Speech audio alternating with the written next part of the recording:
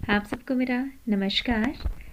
मैं निशा ठाकुर आज की इस वीडियो में आपसे चर्चा करूंगी +2 हिंदी गद्य खंड पाठ 4 संवदिया के कथासार पर। तो चलिए शुरू करते हैं।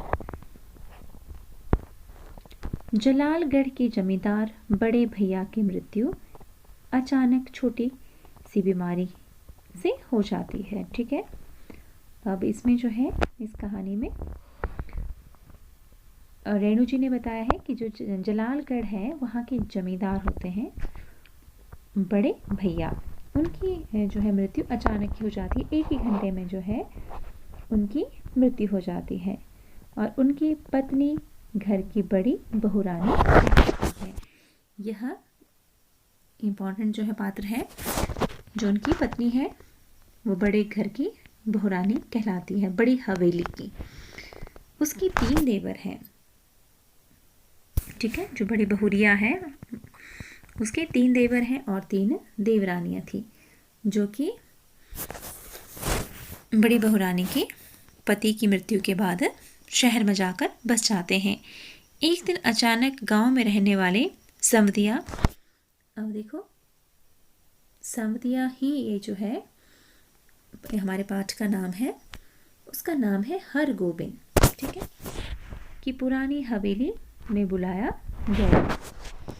अब संवदिया क्या होता है? संवदिया होता है मैसेंजर, संदेश वाहक होता है। ठीक है, वह जब हवेली में पहुंचा तो उसने पाया कि बूढ़ी मोदियाइन, अब जैसे ही वो पहुंचा तो उसने देखा कि जो बूढ़ी मोदियाइन थी वो जो है हवेली में आई हुई थी और जो बड़ी बहुरिया थी, बड़ी बहू थी, उससे पैसे की मांग वो कर रही थी। उसने राशन का जो सामान हवेली में दिया था उसके पैसों का भुगतान नहीं हो पाया था। क्यों? क्योंकि जो बड़ी बहू थी उसके पास पैसे नहीं थे। वह आगे से उधार न देने की धमकी भी दे रही थी। संवदिया हरगोबिंद सोचता रहा कि बड़ी बहू की आज क्या हालत हो गई है। उसके घर में 9 हाथों पर मेहंदी लगाने का काम करती थी। ठीक है, और जो 9 थी उसके परिवार जो है वो मेहंदी जब जो है बड़ी हवेली में लगाती थी हवेली में, तो हवेली से जो उसे पैसे मिलते थे उनसे जो है उसका घर चलता था। तो वह आज अपने हाथों से, जो बड़ी बहू थी उसकी आज ये दुर्दशा हो गई है कि वह जो है आज धान छाछ में लेकर साफ कर रही है। बड़ी बहू से कोई साधारण सी मोतियाइन इस प्रकार से बात करे, पैसे मांगे, हरगोबिंद को यह अच्छा नहीं लगा।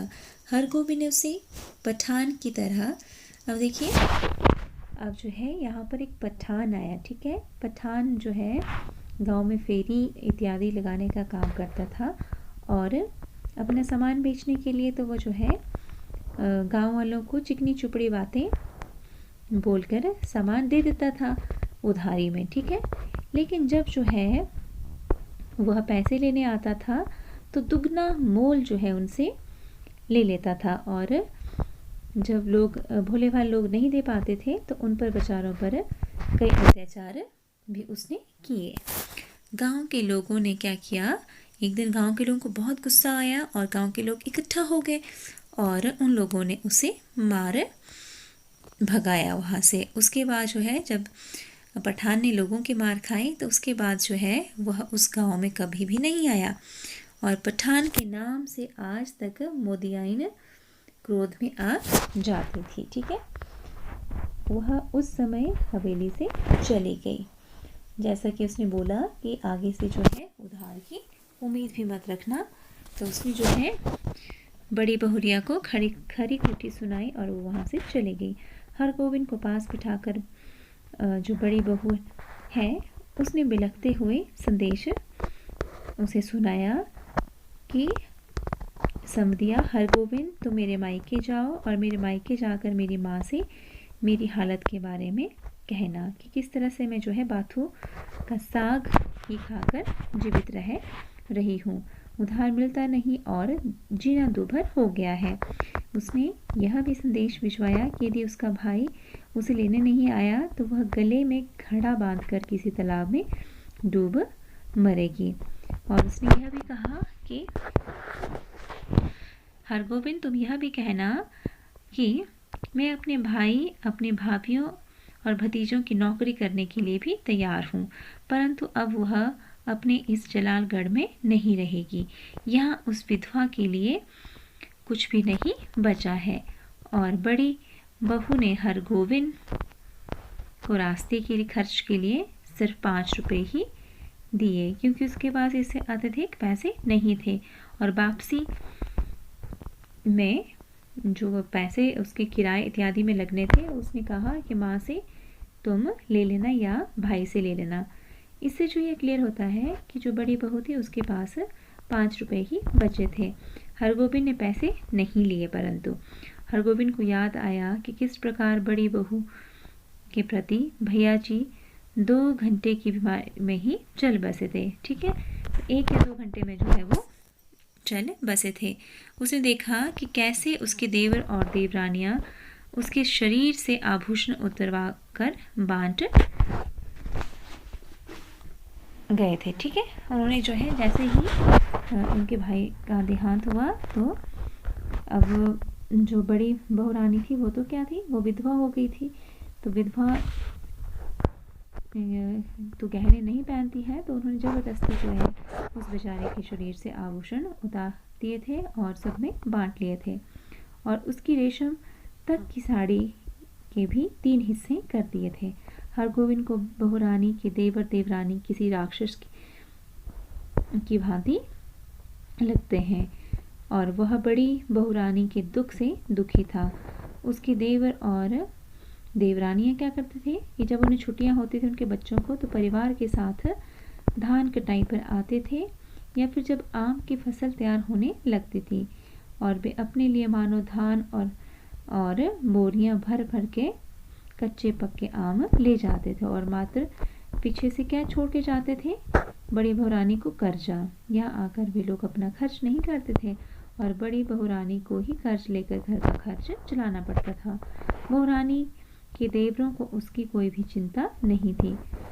हरगोविंद गाड़ी पकड़कर कटिहार जंक्शन पहुंचा। ठीक है, और वहां से उसने क्या किया, गाड़ी ली और विहपुर पहुंच गया। बहुरानी के मायके में संवरिया हरगोविंद का परंपरागत स्वागत हुआ, क्योंकि जो है उनको लगा कि ये जो हमारी बेटी के गांव से आया है, तो उसके बहुत उन्होंने आदर खातिर की, उसे अच्छा जलपान करवाया। हरगोविंद जलपान करते हुए भी बड़ी बहू के दुखों के विषय में ही सोचता रहा, और बहुरानी का संदेश उसकी माँ तक पहुँचाने के लिए वो अपने मन को मन ही मन तैयार कर रहा था। बड़ी बहुरानी के वृद्धा माँ ने हरगोविंद को बैठक में बुलाया और जो संदेश वह लेकर आया था उसे बताने को कहा। हरगोविंद सच नहीं बोल सका और उसने कहा कि वह कोई संदेश लेकर नहीं आया है। उसने कहा कि वह पास के सिरसिया गांव तक आया था, इसीलिए उनसे मिलने चला आया। बड़ी बहू अपने घर में ठीक ठाक है और काम में लगी रहने के कारण नहीं आ पाई। अगले दशहरे के मेले पर जो है गंगा स्नान करने के लिए आएंगे, तो अपने घर भी आ जाएंगे। हरगोविंद सरासर झूठ बोल गया। वृद्धा माँ ने कहा भी कि वह तो अपनी बेटी को बुलाना चाहती है, क्योंकि वहाँ उसके पास कुछ भी नहीं बचा है। जायदाद बंट गई है, जमींदारी खत्म हो गई है और उसके देवर शहर में जाकर बस गए हैं। वह बेचारी अब वहाँ पर अकेले हवेली में अकेली रह गई है। हरगोविंद ने विश्वास दिलाया कि वैसा कुछ नहीं है, क्योंकि बड़ी बहू के भाई ने उसे जो है वापसी में राह खर्च के लिए पैसे के लिए पूछा, तो हरगोविंद ने कह दिया कि उसके पास है, और बिना जो है संवाद सुनाए वो वहाँ से वापस चल पड़ा। और माँ ने बड़ी बहू रानी के लिए बासमती चावलों के चिवड़े की पोटली बेटी के लिए भेजी। हरगोविंद के पास कटिहार तक के किराए के पैसे थे। कटिहार से उसका गांव जलालगढ़ 28 कोस था। देखो, उसके पास सिर्फ कटिहार तक के पैसे थे, लेकिन कटिहार से जो जलालगढ़ था वो 28 कोस था। उसके पास टिकट के पैसे न थे, इसलिए पैदल ही गांव की ओर वह बेचारा चल दिया। 10 कोस तो वह आवेश में चलता रहा और एक कस्बे में पहुंच कर उसने पेट भर पानी पिया, और क्योंकि उसे जो है भूख लग रही थी। बासमती चावलों से बने चिबड़ों को वह हाथ में भी नहीं लगा सका, क्योंकि वह तो बड़ी बहू रानी की माँ ने उसे भेंट भेजी हुई थी। वह चलता गया और गांव के निकट आ गया। थकान और भूख से वह निढाल हो चुका था। एकाएक उसकी आंखों के आगे अंधेरा छा गया और अंधकार में जो है अंधकार के लोक में वह खो गया। हरगोविंद ने जब आंख खोली तो अपने को उसने पुरानी हवेली की चारपाई पर पड़े हुए पाया। संभवतः वह हवेली के पास बेहोश हो गया था। उसने उठकर बड़ी बहू के पांव पकड़ लिए और सच बता दिया कि वह उसका संदेश उसकी माँ को नहीं दे पाया।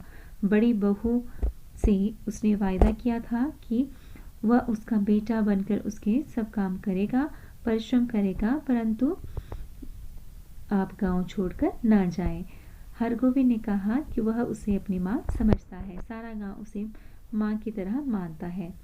संभवतः यही कारण है कि हरगोविंद बड़ी बहू की दुर्दशा और गांव छोड़कर जाने के संदेश उसकी माँ तक नहीं पहुंचा पाया। एक बेटी के लिए यह सचमुच अपमानजनक है कि वह किसी से यह कहे कि उसकी माँ का बोझ वह नहीं उठा सकता और उसे कहीं और जाने के लिए कह रहा है।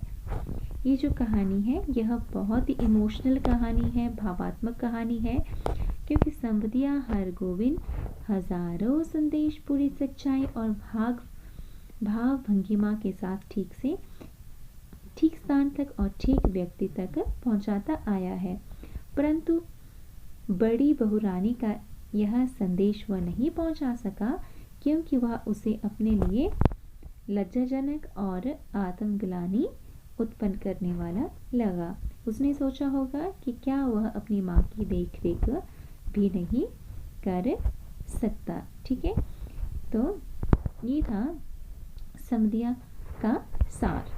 आई होप कि आपको यह पाठ का सार समझ आ गया होगा। आप मेरी वीडियो को लाइक करें, कमेंट के माध्यम से मुझे बताएं, और अगर आपने मेरे चैनल स्टडी विद निशा ठाकुर को सब्सक्राइब नहीं किया है तो प्लीज़ सब्सक्राइब करें, ताकि जो आगे आने वाली वीडियोस की नोटिफिकेशन आप तक पहुंच सके। +1 हिंदी और +2 हिंदी के चार गद्य खंड के पाठ हमने पढ़ लिए। तो इस वीडियो में सिर्फ इतना ही। धन्यवाद। जय हिंद, जय भारत, जय हिमाचल।